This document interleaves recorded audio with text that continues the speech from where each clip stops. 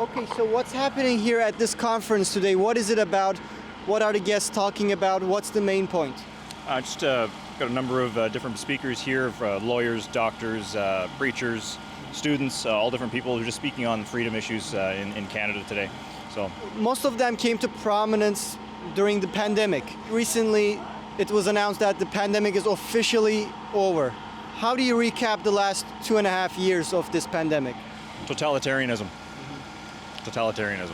Yeah, absolute. Government overreach. What's your take? Yeah, well, I think you put it pretty well. Yeah, well, a lot of the speakers here today were speaking to that. You know, Arthur Pawlowski was speaking. He was just found guilty recently, just this week. There. Yeah, so I mean that was an incredibly a moving speech. You know, there's still a lot going on. So the pandemic may be over, but the ramifications are still ongoing, and there's still a lot of issues, and a lot of people still being persecuted, even though the pandemic's over. You know, at the courthouse in Lethbridge, lots of supporters of Pastor Arthur, they were angry at the mainstream media. They were blaming them for the prolonging of the pandemic, for Pastor Arthur being convicted even, because of the poor job that they did. Is there any blame to put on mainstream media? Oh, there's a huge amount of blame. I mean, they were outright lying. They were choosing what stories to do. They were pitting people against each other. I mean, there's a huge amount of culpability there. And it seems to be that they're working hand in hand with the government, which is a major problem.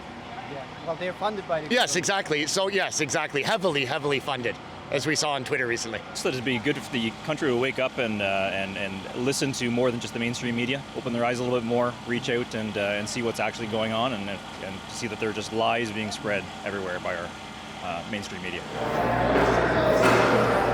So that immediately alerted me to the fact that we were being outright lied to.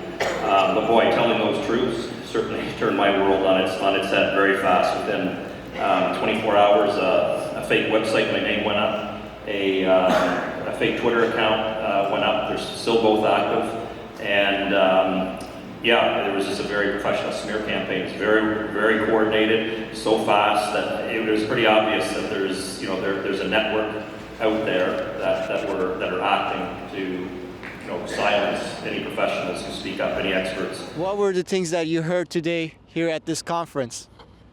I heard him. I actually came for him, to be honest. And I have never been so damn encouraged. I've been like just of the caliber of human beings that I'm meeting. This thing here was so weird today because it was like a freedom thing mixed with a political thing mixed with a religious thing without the judgment thing. Yeah, it was great to come to an event where they just throw the denominations out the window and just come together as a good Christian community. So it was good to see that. Good to make new friends, new connections.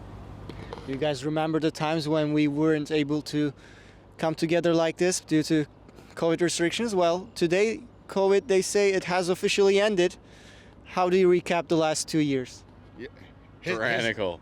Absolutely tyrannical. For the past couple of years, we've been fighting, and it's not over. A lot of people would like to pretend it's over just because the whole pandemic is no longer in the media, but it's not. There's quite a fight in front of us, and we just got to keep fighting, keep our heads down and go. Some trucker just got charged now.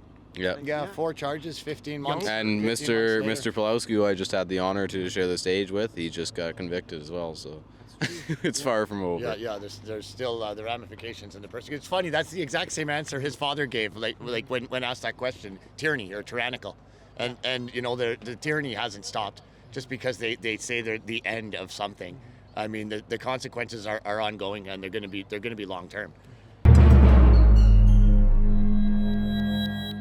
Ironically, this week I myself have multiple court hearings in Montreal regarding COVID tickets. I've got 5 of them. And if you value the work I do, please consider donating to my legal fund. And please watch the initial video regarding these tickets and where they stem from. Thank you.